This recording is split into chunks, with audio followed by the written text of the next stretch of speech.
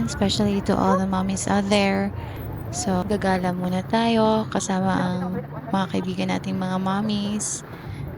Ito, minsan lang namin nagagawa kasi mga busy naman sa life. Dala namin mga checking namin ngayon. Ay? Smile sa mo baka mag-vlog na ba ko? Alam niyo ba, minsan kailangan niyo ring lumabas kasama yung mga moms na iba para naman maka-unwind kayo. Ito nga, napadaan kami sa isang store naman. Kota ng BMI. Alam mo yun? Body and Mass Index. Happy nga ako kasi after 10 years na 43 kilos lang ako ngayon. 48 na ako. Wow, thank you Lord.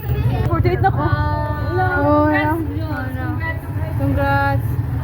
Congrats. Sige, sige, te. Oh, Gis na yun. Sunod.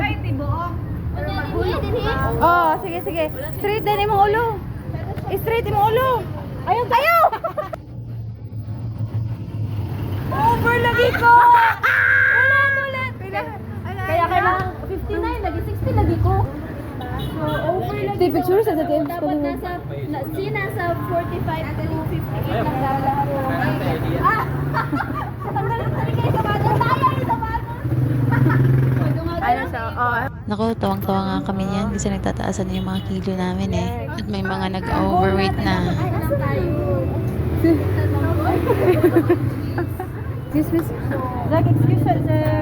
At ito nga lang ang tinakda, hindi tumaas yung kilo niya. Alo, grabe. Mas, kung pasisin ka sa iyo na yun.